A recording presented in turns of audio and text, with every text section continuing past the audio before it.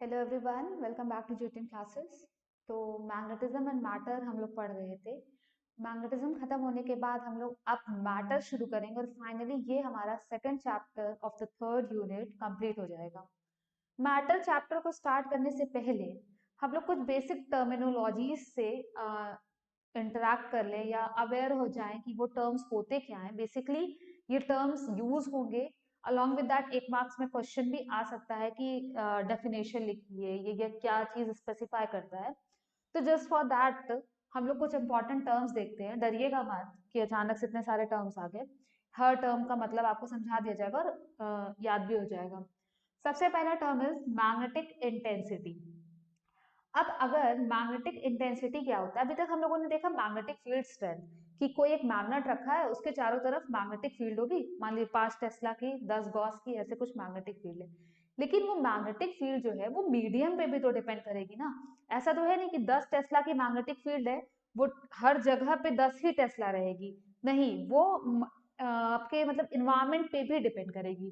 तो वही होता है मैग्नेटिक इंटेंसिटी, जिसको हम लोग एच फील्ड या मैग्नेटिक फील्ड स्ट्रेंथ भी बोलते हैं। बट हम लोग अभी तक क्या देख रहे थे कि मैग्नेटिक फील्ड स्ट्रेंथ आपकी बी से डिनोट हो रही थी, लेकिन B naught upon mu naught is magnetic intensity. कि मैग्नेटिक फील्ड की स्ट्रेंथ एक पर्टिकुलर एरिया जहां की परमिबिलिटी म्यू नॉट है, वहां पे वो क्या होगी, यूनिट इसकी क्या आएगी। बी की यूनिट टेस्ला, म्यू नॉट की यूनिट आप लोग निकाल चुके हैं, तो एच की यूनिट क्या आ जाएगी, ampere per metre. Ampere per metre. एक बार आप लोग क्रॉस चेक भी कर लीजिएगा। उसके बाद आता है intensity of magnetisation. Intensity of magnetisation क्या होता है कि मान लीजिए कि अभी तक हम लोगों ने इंडक्शन ना सुना ना कि एक सब्सटेंस था, मैग्नेटाइजेबल था, उसके अंदर मैग्नेट की प्रॉपर्टीज नहीं थी, बट हमने उसको स्ट्रॉन्ग मैग्नेटिक फील्ड में रखा और वो मैग्नेटाइज हो गया, वो मैग्नेट की तरह बिहेव करने लगा। क्यों मैग्नेट की तरह बिहेव करने लगा? क्योंकि उसके अंदर मैग्नेट की प्रॉपर्टीज इंड्यूस हो गई होंगी, उसके अंदर कुछ ना कुछ मैग्नेटिक मूवमेंट आ गया होगा।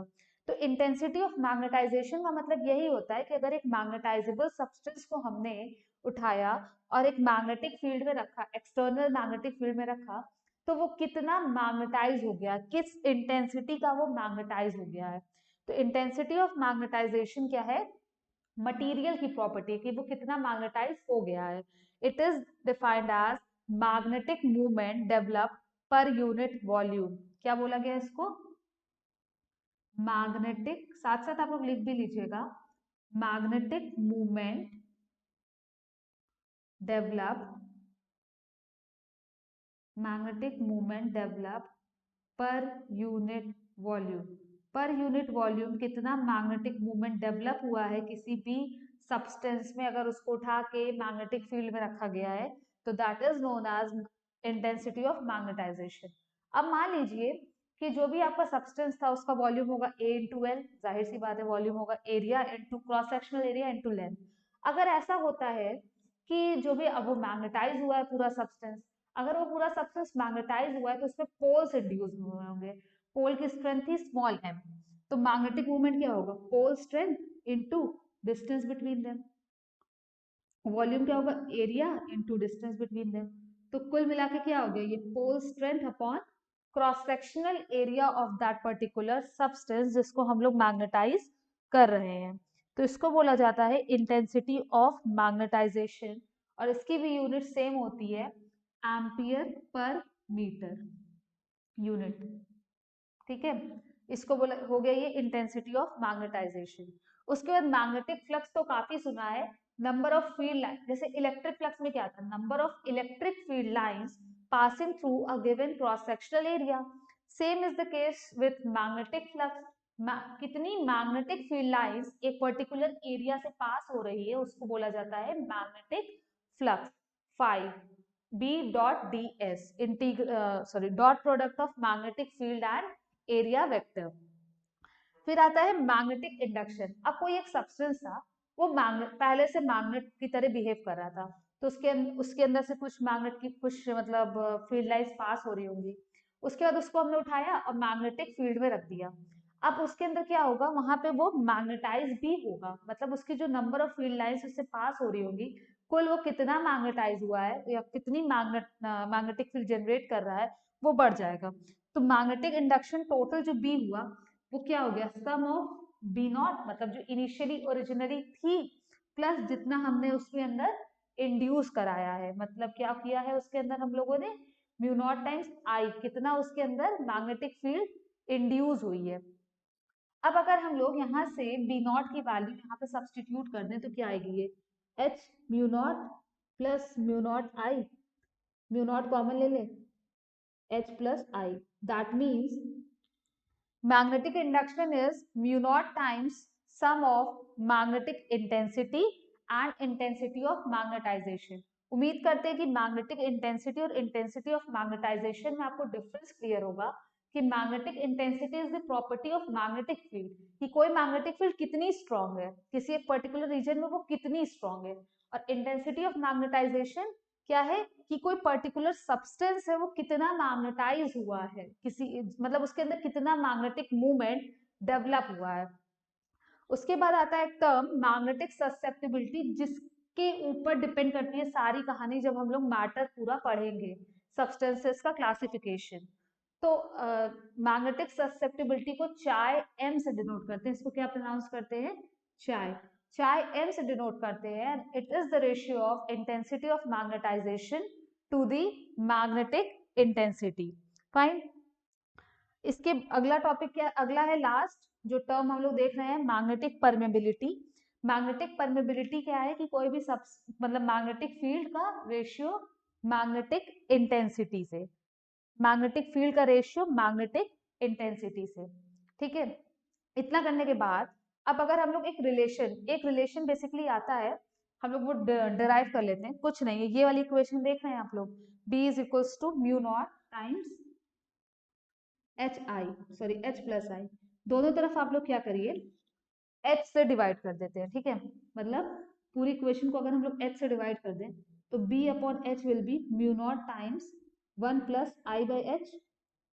मतलब बेसिकली हम लोगों को क्या करना था कि कुछ रिलेशन डिराइव करना था परमेबिलिटी और ये ससेप्टिबिलिटी के बीच में। B upon H is mu, mu is equals to mu naught 1 plus susceptibility, यहाँ से जब म्यू को म्यू नॉट से डिवाइड करेंगे तो वो आ जाएगा रिलेटिव परमेबिलिटी। ये तो परमेबिलिटी ऑफ फ्री स्पेस है, ये परमेबिलिटी ऑफ एनी मीडियम है, तो mu upon mu naught is relative permeability which is 1 plus चाय एम। ये होता है आपका relation between relative permeability and susceptibility. सारा जो खेल है वो ससेप्टिबिलिटी की वैल्यू पे ही डिपेंड करता है। अब depending upon the value of susceptibility किसी भी सब्सटेंस को कैसे क्लासिफाई किया जाता है, सब्सटेंस को तीन तरह से क्लासिफाई किया जाता है, पैरामैग्नेटिक, डायामैग्नेटिक, ये आप लोग केमिस्ट्री में आप लोगों ने देखा होगा, डायामैग्नेटिक एंड फेरोमैग्नेटिक। बहुत सारे हम लोगों ने देखा था, फेरी, एंटी फेरी। यहाँ पे जो है तीन चीजें आपके सिलेबस में, paramagnetic, diamagnetic, ferromagnetic. That means कि अगर आपको एक सब्सटेंस दिया जाए, आपने उसको एक्सटर्नल मैग्नेटिक फील्ड में रखा, ठीक है, अगर मैग्नेटाइजेबल होगा तो वो मैग्नेटाइज होगा। अब डिपेंडिंग अपॉन कि वो कितना मैग्नेटाइज होगा, अलॉन्ग विद दैट वो किस डायरेक्शन में मैग्नेटाइज होगा, मतलब अगर मैग्नेटिक फील्ड आपकी लेफ्ट से राइट जा रही है और सब्सटेंस आपका ऑपोजिट मैग्नेटाइज हो गया, ऑपोजिट डायरेक्शन में मैग्नेटाइज हुआ या सेम डायरेक्शन में मैग्नेटाइज हुआ, तो उन सारी के चीजों के पे डिपेंड करते हुए हम लोग जो सब्सटेंसेस है उसको तीन तरह से क्लासिफाई करेंगे, पैरामैग्नेटिक, डायामैग्नेटिक एंड फेरोमैग्नेटिक। इतना आप लोग नोट डाउन कर लीजिएगा, ये 6 टर्म्स काफी इंपॉर्टेंट है एग्जाम पॉइंट ऑफ व्यू से। और ये वाला प्रूफ कि एक मार्क में आ गया कि derive the relation between relative permeability and susceptibility. अब आते हैं हम लोग magnet paramagnetic substance, diamagnetic substance and ferromagnetic substance. सबसे पहले डायामैग्नेटिक देखते हैं। अगर आपके पास एक सब्सटेंस है, a substance which is when placed in external magnetic field and it is magnetized feebly, मतलब बहुत थोड़ा सा वो मैग्नेटाइज होता है, but in the direction opposite to that of the external field, तो उसको बोला जाएगा डायामैग्नेटिक, क्या बोला जाएगा? डायामैग्नेटिक। आप साथ साथ लिख लीजिए तो आपको कंफ्यूजन नहीं होगा। Diamagnetic substance, a substance which is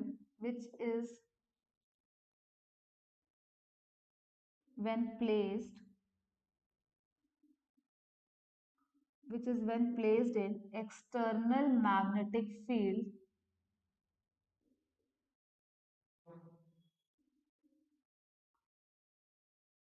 is feebly magnetized. It is feebly magnetized in the direction opposite to that of the applied field। मतलब आपने जो भी फील्ड अप्लाई किया है उसके ऑपोजिट डायरेक्शन में वो मैग्नेटाइज होगा, काफी वीकली मैग्नेटाइज होता है, तो उस तरह के सब्सटेंस को बोलते हैं डायामैग्नेटिक सब्सटेंस। पैरामैग्नेटिक सब्सटेंस भी सेम होता है कि अगर उसको हमने एक्सटर्नल मैग्नेटिक फील्ड में रखा है तो अब हम पूरा स्टेटमेंट नहीं लिख रहे हैं, तो वो फीबली मैग्नेटाइज ही होता है, मतलब वीकली मैग्नेटाइज ही होता है, but in the same direction होता है, in the same direction as that of the field. ठीक है। और लास्ट टाइप जो हम लोग देखना है हम लोगों को, फेरोमैग्नेटिक। अभी काफी सारी हम लोग प्रॉपर्टीज देखेंगे, अभी तो सिर्फ ऐसे बता दिया जा रहा है कि क्या होता है अगर उसको हम लोग एक्सटर्नल फील्ड में रखते हैं। फेरोमैग्नेटिक सब्सटेंस क्या होगा, ये आपका स्ट्रॉन्गली मैग्नेटाइज होगा, बहुत ज्यादा मैग्नेटाइज हो जाएगा, and in the same direction as that of the applied field होगा। तो यहाँ तक उम्मीद कर रहे हैं कि आपको क्लियर है कि अगर हम कोई भी एक सब्सटेंस है वो डायामैग्नेटिक है, पैरामैग्नेटिक है कि फेरोमैग्नेटिक है, तो हम पता कर सकते हैं कि अगर हमने उठा के उसको एक एक्सटर्नल फील्ड में रखा। फेरोमैग्नेटिक सब्सटेंस के साथ क्या होता है कि यहाँ पे एक क्यूरी टेम्परेचर होता है। क्या होता है? टेम्परेचर होता है, किस क्यूरी टेम्परेचर। क्यूरी टेम्परेचर क्या होता है? Curie temperature is the temperature जिसके ऊपर जाने पे फेरोमैग्नेटिक सब्सटेंस पैरामैग्नेटिक सब्सटेंस में कन्वर्ट हो जाता है। above which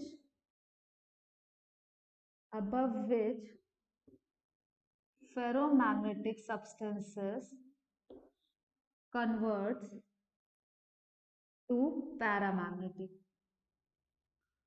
ठीक है। अभी हम लोग काफी कुछ, अभी जो था ना कि ससेप्टिबिलिटी तो कहीं आया ही नहीं और सब्सटेंसेस क्लासिफाई हो गए, ऐसा कुछ नहीं है। अभी ससेप्टिबिलिटी के वैल्यू के बेसिस पे भी हम लोग देखेंगे कि कैसे सब्सटेंसेस को क्लासिफाई किया जाता है। तो यहाँ तक उम्मीद करते हैं कि आपको क्लियर होगा। अब हम लोग एक चीज ये देख लें कि जो भी, जैसे कोई अगर सब्सटेंस है आपका पैरामैग्नेटिक सब्सटेंस, आप लोग मान लीजिए, तो पैरामैग्नेटिक सब्सटेंस, जैसे पैरामैग्नेटिक सब्सटेंस के लिए अगर हम लोग देखें यहाँ पे, तो पैरामैग्नेटिक सब्सटेंस कितना मैग्नेटाइज हुआ है, मतलब इंटेंसिटी ऑफ मैग्नेटाइजेशन, जाहिर सी बात है वो डिपेंड करेगा कि आपने उसको कितनी स्ट्रॉन्ग फील्ड में रखा है, एच पे डिपेंड करेगा। और वो कितना मैग्नेटाइज हुआ है वो ये भी इस बात पे भी डिपेंड करता है कि वहां पे मतलब उस सब्सटेंस का टेम्परेचर कितना था। दैट मीन्स कि इंटेंसिटी, अभी सिर्फ पैरामैग्नेटिक की बात हो रही है, intensity of magnetisation is inversely proportional to temperature of that particular substance. जब हम इन दोनों इक्वेशन को कंबाइन करेंगे तो यहाँ से जो आपका कांस्टेंट आएगा उसको बोला जाता है क्यूरी कांस्टेंट या क्यूरीज कांस्टेंट। आई क्या हो जाएगा? C H by T, where C is known as Curie's constant. ये सब छोटी छोटी चीजें बोर्ड एग्जाम्स में पूछी जाती हैं। Where C is known as Curie's constant और आई के बीच, आई अपॉन एच क्या हम लोगों ने पढ़ा था? ससेप्टिबिलिटी। तो I upon H will be H upon, sorry, C upon T. I upon H is equals to C upon T which is susceptibility. तो यहां से देखिए एक रिलेशन आ गया ना, susceptibility is equals to Curie's constant upon temperature.